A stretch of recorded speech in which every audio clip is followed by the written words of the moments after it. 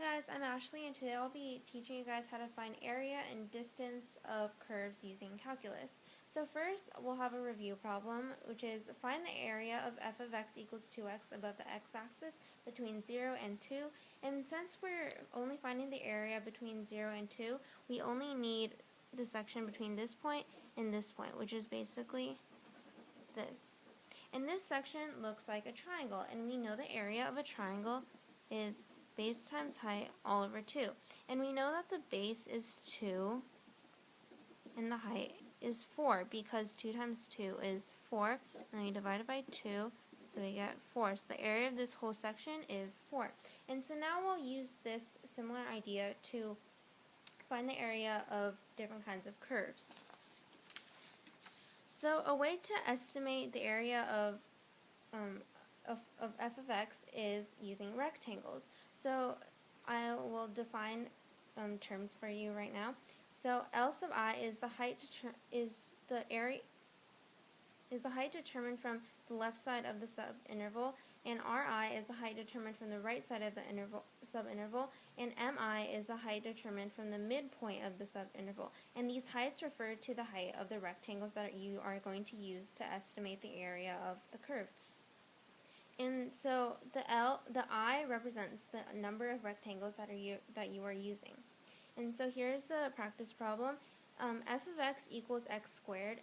Estimate the area under the graph from 0 to 3 using 3 rectangles using right endpoints, left endpoints, and midpoints. So first we'll start off with left endpoints. So first you need to find the width of the rectangles. So since we're finding it from 3 to 0, it is 3 divided by the number of rectangles that you are using, which is 3. So the width of all of the rectangles will be 1.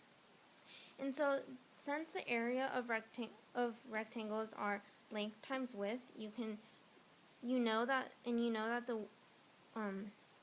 the width will always be 1. You can just use the graph to find the heights. So because f of 0 equals 0, the first height is 0. And then because f of 1 equals 1, then the second height is 1. And because f of 2 equals 4, then the third height equals 4. And so 0 plus 1 plus 4 equals 5. And so now we'll use the right endpoints.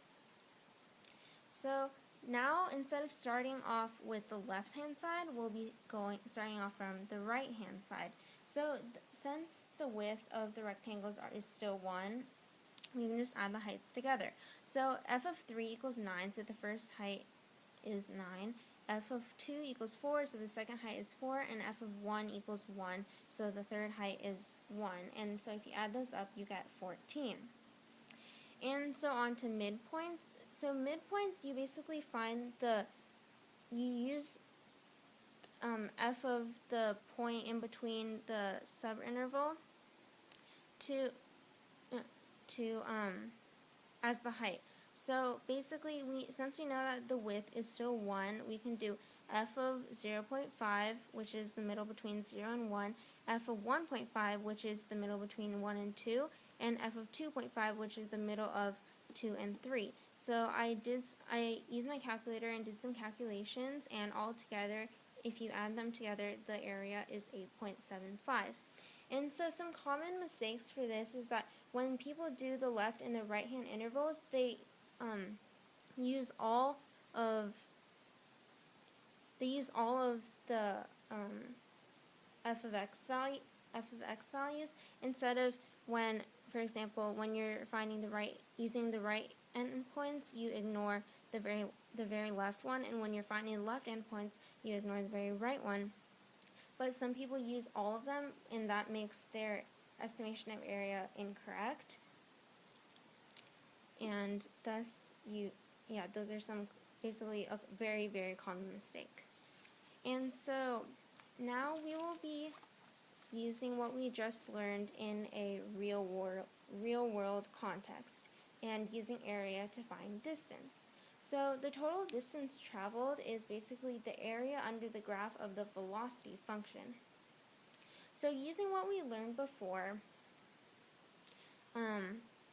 we can find the total distance traveled So here we have a data set of, for each time in seconds, the velocity in feet per second. So find the distance traveled in the 20-second interval using left endpoints, right endpoints, and midpoints. So first we'll be using left endpoints. So since the difference between these two is 5, this is 5, and this is 5, and this is 5, you know that delta x equals 5, so the width of the rectangle will be 5. And so you can just add up all of the velocity function, or the height of the rectangles basically. So it's 5 times 21 plus 30 plus 45 plus 27, and all together that equals 615. And because we're finding total distance traveled, the unit of measure is feet. And so now we can do the same thing for the right hand side. So delta x will still be 5, and then now we're going the opposite way. So 15 plus 5 times 15 plus 27 plus 45 plus 30, which all equals to 585, and it is still feet.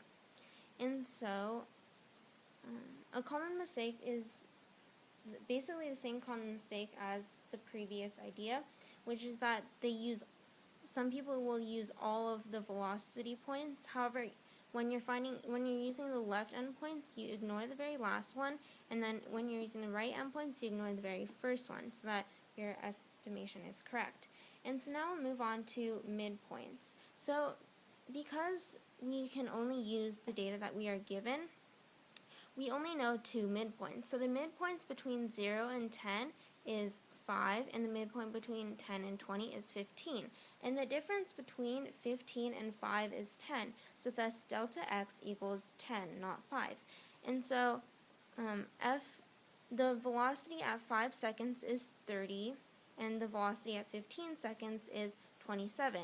So thus the area is 10 times 30 plus 27, which is 570 feet. Thank you guys for watching. I hope you guys learned a lot.